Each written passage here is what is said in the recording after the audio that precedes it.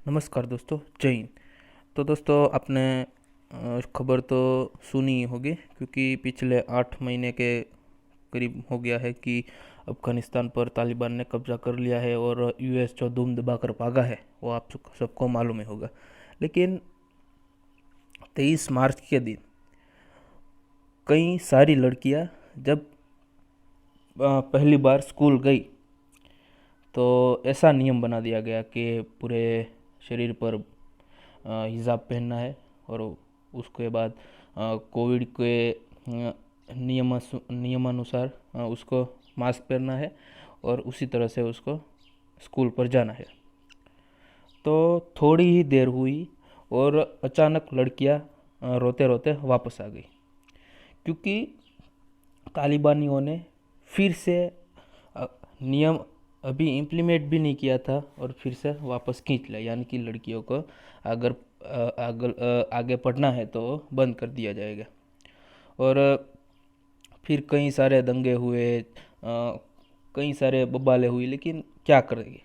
अगर ऐसा ही होगा तो लोग क्या कर सकते हैं, क्योंकि यूएस की आर्मी को भी कुछ पता नहीं चल रहा था किस तरह से हो रहा है, और वो दुम दबा कर भागा। तो ये तो अफगानिस्तान के लोग हैं, उसको तो क्या ही पता चलेगा। तो जो 1996 से 2001 तक की जो तालिबान की जो सरकार थी, वो थोड़े पैमाने पे कह सकते हैं कि थोड़ी सी अच्छी होती है, क्योंकि वहाँ पर लड़कियाँ पढ़ने भी जाती थी, कई सारे राइट्स भी उसको दिए जाते थे। लेकिन जब 20 साल अमेरिका वहाँ पर घुसा रहा, तब तक क्या बनता है कि लड़कियों को फ्रीडम मिलती है। हाँ, वो कहीं भी घूम जा सकती है, अकेली जा सकती है, वहाँ पर गाड़ियाँ भी चला सकती है। तो उन सालों में जब वहाँ की लड़कियाँ थी, तो वो कई डिग्रियाँ भी अपने आप तो नहीं बोल सकते, लेकिन अपनी मेहनत के जोर पर उसने प्राप्त की थी।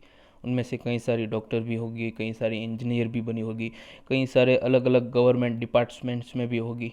तो बनता यह है कि 2000 से 2018 के बीच जो महिला डॉक्टर, वकील या फिर पुलिस बनी थी, तो वो जो अमेरिकी सैन्य वापस चलेगी तो उसका क्या करेंगे?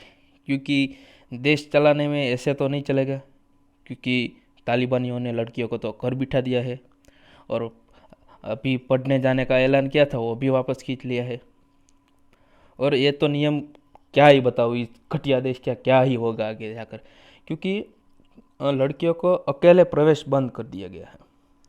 इसका मालूम मान लो कि मुझे अगर राजस्थान से दिल्ली जाना होगा, या फिर दिल्ली से नोएडा जाना होगा, तो उनके बीच जो लड़की जाना चाहती है तो उनके साथ शादी नहीं हुई तो उसके भैया जाएंगे, अगर शादी हो गई हो तो अपने पति के साथ जाएगी।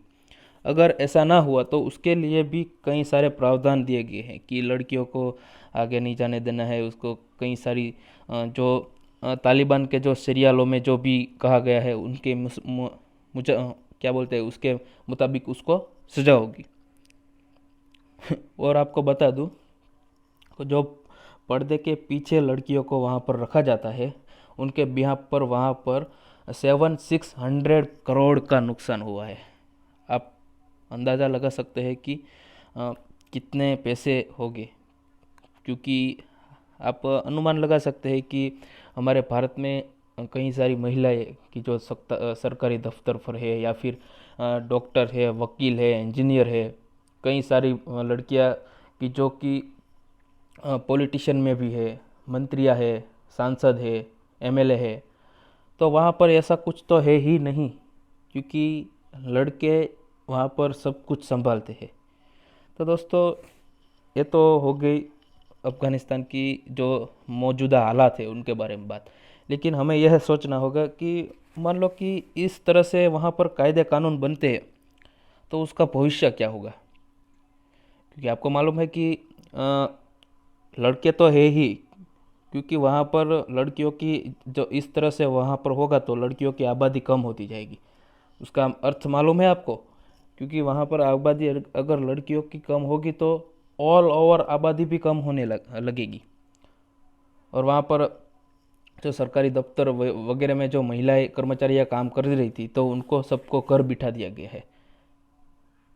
और वहाँ पर तो हमारे यहाँ पर तो मान लो कि साउथ की फिल्में है, या या फिर लोकल फिल्में है, भोजपुरी फिल्में है, हिंदी फिल्में है, मलयालम, तेलुगु, तमिल, कन्नड़, वहाँ पर हमारे यहाँ पर इस तरह से मनोरंजन को प्राप्त किया जा सकता है। लेकिन वहाँ पर ऐसा हुआ है कि जब तक 20 सालों तक जब अमेरिका वहाँ पर शासन तो नहीं कर सकते, लेकिन उसकी जो रक्षा कर रहा था, तो उनके भीतर कई सारे डेवलपमेंट यानी कि कई सारे विकास हुए थे। उसको यह भी बात बता दूं कि इन दौरान भारत ने भी वहाँ पर डैम बनवाए, और जो अफ़गानिस्तान की पार्लियामेंट है वो भी भारत बनवा रहा है, लेकिन तालिबानियों के आने के बाद उसको बंद कर दिए गए। ऐसा नहीं है कि अफ़गानिस्तान अकेले को घाटा है, यूएस को तो घाटा हुआ था, उनके पहले सोवियत संघ को भी घाटा हुआ था, और अब भी फिलहाल ताज़ा ही उदाहरण ले लो, भारत को भी घाटा हो ही रहा है, क्योंकि वहाँ पर काम सब कुछ बंद हो गया है। तो मैं ये कह रहा था कि हम यहाँ पर इस तरह से मनोरंजन प्राप्त कर सकते हैं। तो 20 सालों से जो अमेरिका था, तो उनके समय पर ऐसी कुछ चीज़ें बनती थी, लेकिन अब ऐसा रहा है कि जो पुराने ज़माने के जो गीत हुआ करते थे या फिर परंपरागत गीत जो हुआ करते थे तालिबानियों, वो बजा रहे हैं। वहाँ पर तो नॉर्थ कोरिया से भी बदतर हाल है। नॉर्थ कोरिया में 3 चैनल तो देख सकते हैं, लेकिन यहाँ पर कुछ ऐसा है ही नहीं, क्या देखेंगे आप? क्योंकि बनाने की परमिशन या फिर बनाने की अनुमति मिलेगी तब बनाएंगे ना लोग। समाचार या फिर जो न्यूज़ आती है वो भी कहाँ से आएगी?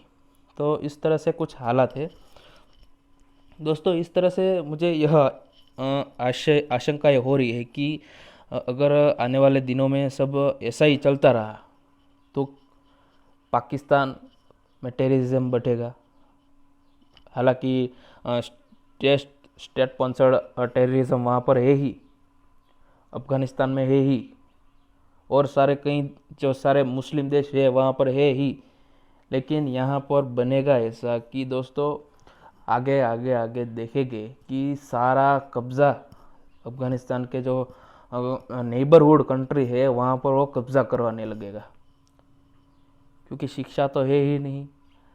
थोड़े दिन पहले सोशल मीडिया वगैरह में फ़ोटो वायरल हुआ करती थी कि जब किताब हाथ में हो तो हथियार भी नीचे पड़े रहते हैं, लेकिन किताब ही ना हो तो क्या करेंगे?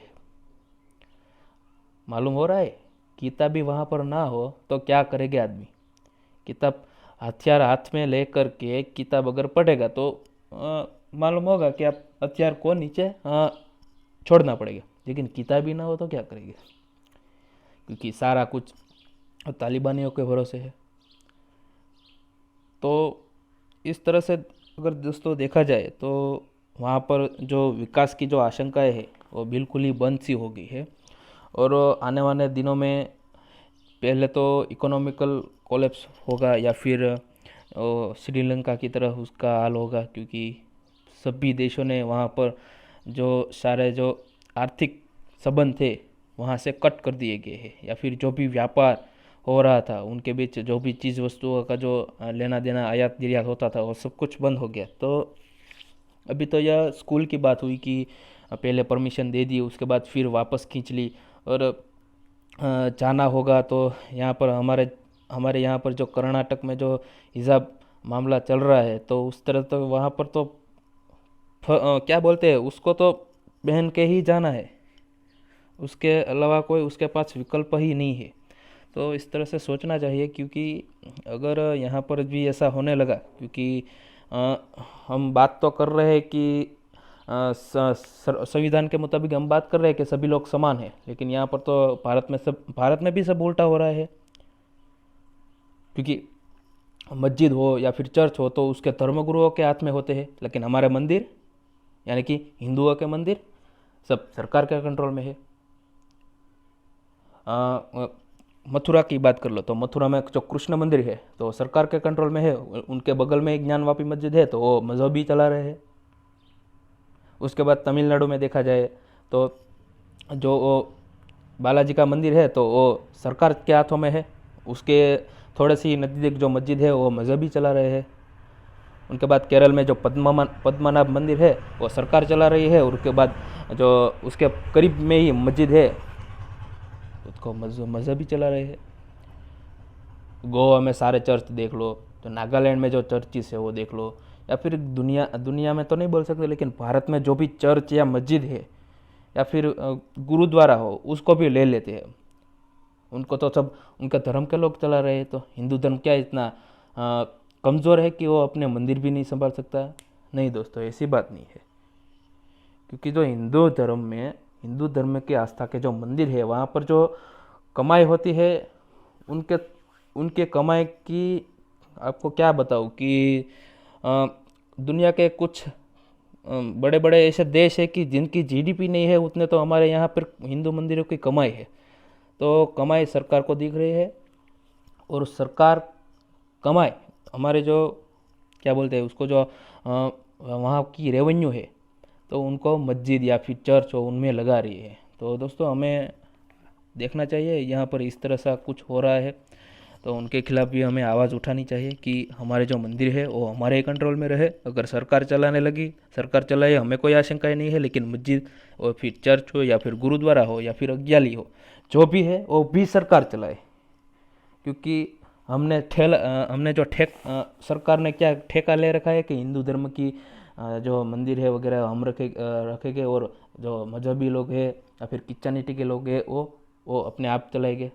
तो इसके बारे में हमें सोचना चाहिए, क्योंकि अफ़गानिस्तान के मुद्दे से हम हटकर बात नहीं कर रहे, लेकिन इसी के बिहाफ पर यहाँ पर कुछ हो रहा है वही दिखाने की कोशिश की है। तो आपको ये वीडियो कैसा लगा? अच्छा लगा है तो लाइक कीजिए, शेयर कीजिए और सब्सक्राइब कीजिए। जय हिंद, वंदे मातरम।